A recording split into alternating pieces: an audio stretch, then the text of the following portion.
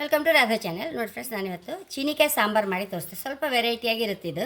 ಹಾಗೆ ಇದನ್ನು first hold ಮಾಡ್ಕೊಂಡು ಬತ್ತೆ ಹೋಲ್ಡ್ ಮಾಡಿ ಇಟ್ಕೊಂಡಿದ್ದೆ ಲೈಕ್ ಮಾಡಿ ತೊಳೆದು. ಈಗ ಮಸಾಲೆ ಹುರ್ಕೊಂಬ. ಫಸ್ಟಿಗೆ ಒಂದು ಚಮಚ ಎಣ್ಣೆ ಹಾಕೊಂಬ, 1 ಟೀ ಸ್ಪೂನ್ ಉದ್ದಿನಬೇಳೆ, 1 ಟೀ ಸ್ಪೂನ್ ಕಡಲೆಬೇಳೆ, ಮೆಣಸು, ಕರಿಬೇವು,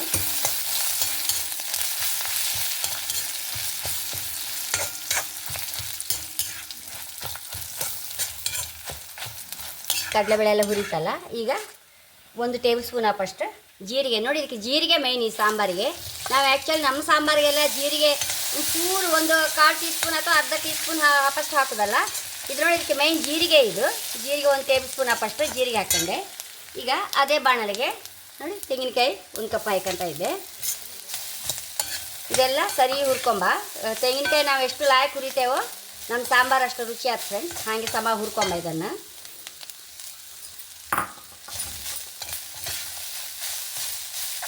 ಫ್ರೆಂಡ್ಸ್ ಒಳ್ಳೆ ಪರಿಮಳ ಬರ್ತಾ ಉಂಟು. ಈಗ ಇದನ್ನು ಕೆಳಗಿಟ್ಕೊಂಬ. ಅದೇ ಒಲೆಯಲ್ಲಿ ಹೋಳು ಬೇಯಿಸೋಕ್ಕೆ ಪಾತ್ರೆ ಇಟ್ಕೊಂಡಿದ್ದೆ ಫ್ರೆಂಡ್ಸ್. 1 ಚಮಚ ಎಣ್ಣೆ ಹಾಕೊಂಬ, ಒಂಚೂರು ಸಾಸಿವೆ,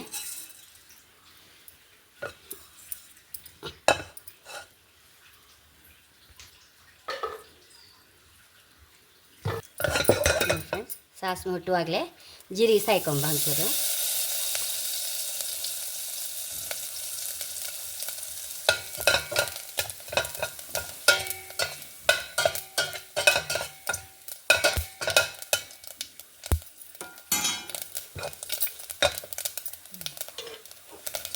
ಮೆಣಸು ಕತ್ತರಿಸಿ ಹಾಕೊಂಬ. ಅದಕ್ಕೆ ಬೇವಿನೆಲ್ಲ ಸಾಯ್ಕೊಂತೈತೆ.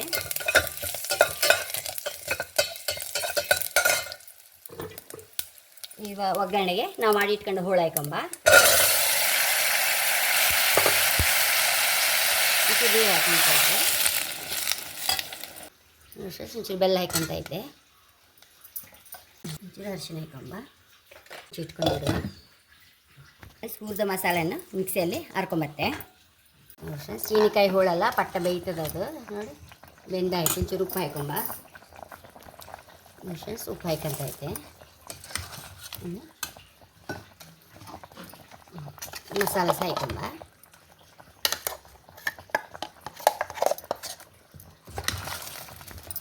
ಫ್ರೆಂಡ್ಸ್ ಹೆಂಗೆ ಒಗ್ಗರಣೆ ಎಲ್ಲ ಹಾಕಿ ಸಾಯ್ತಲ್ಲ.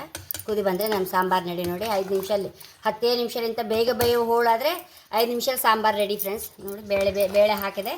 ತುಂಬ ರುಚಿಯಾದ ಚೀನಿಕಾಯಿ ಸಾಂಬಾರು. ನಾವು ಇದರ ಬದಲಿಗೆ ಗುಂಬಳಕಾಯಿ ಸಹ ಹಾಕೊಳ್ಳಬೇಕು. ಯಾವುದು ಈ ಥರ ಸೌತೆಕಾಯಿ, ಗುಂಬಳಕಾಯಿ ಇಂಥದಕ್ಕೆಲ್ಲ ಈ ಮಸಾಲೆ ಒಳ್ಳೆ ಸೂಟ್ ಆದ ಫ್ರೆಂಡ್ಸ್. ನಿಮಿಷ ಮುಚ್ಚಿಡುವ. ಕುದಿ ಬಂದ ಕೂಡಲೇ ತೋರಿಸ್ದೆ. ನೋಡಿ ಫ್ರೆಂಡ್ಸ್, ಕುದಿ ಬಂತು ಸಾಂಬಾರು. ಬೌಲಿಗೆ ಹಾಕಂತ ಐತೆ.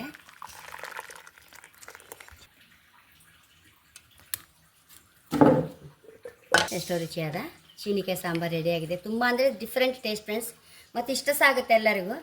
ಹಾಗೆ ನೋಡಿ ಫ್ರೆಂಡ್ಸ್, ನಮಗೆ ಆರೋಗ್ಯಕ್ಕೆ ಸಹ ಚೀನಿಕಾಯಿ ತುಂಬ ಒಳ್ಳೆಯದು. ಹೃದಯದ ಕಾಯಿಲೆಗೆ ಸಹ ಒಳ್ಳೆಯದು ಫ್ರೆಂಡ್ಸ್. ಮತ್ತು ವಿಟಮಿನ್ ಸಿ ರಿಚ್ ಆಗಿ ಇತ್ತು. ಮತ್ತು ನಮಗೆ ಶುಗರಿಗೆ ಸಹ ಒಳ್ಳೆಯದು. ಮತ್ತು ಈ ಕೊಲೆಸ್ಟ್ರಾಲ್ ಸಹ ಕಡಿಮೆ ಮಾಡ್ತೀವಿ ಫ್ರೆಂಡ್ಸ್ ಇದು. ಮತ್ತು ಎಲ್ಲ ಹೆಚ್ಚಿನ ಈ ಪರದೇಶಗಳಲ್ಲೆಲ್ಲ ಹೆಚ್ಚು ಮಕ್ಕಳಿಗೆ ಸಹ ಬೇಯಿಸಿ ಇದನ್ನು ಚೀನಿಕಾಯಿ ಮಕ್ಕಳಿಗೆ ತಿನ್ನಿಸ್ತಾರೆ ಫ್ರೆಂಡ್ಸ್. ಅಷ್ಟು ಒಳ್ಳೇದಂತೇಳಿ ಆರೋಗ್ಯಕ್ಕೆ. ಇಷ್ಟು ಪ್ರಯೋಜನಗಳುಳ್ಳೆವಲ್ಲ ಈ ಚೀನಿಕಾಯಿ. ನಾವು ಯಾವಾಗಲೂ ಆಗಾಗ ತಿಂತಾಯಿದ್ರೆ ಒಳ್ಳೆದೇಳಿ ಹೇಳೋಕ್ಕೆ ಇಷ್ಟಪಡ್ತೇನೆ. ನನ್ನ ಚಾನಲ್ ಇಷ್ಟ ಆದರೆ ಸಬ್ಸ್ಕ್ರೈಬ್ ಮಾಡಿ, ಲೈಕ್ ಮಾಡಿ, ಕಾಮೆಂಟ್ ಮಾಡೋದಂತೂ ಮರಿಲೇಬೇಡಿ. Thank you.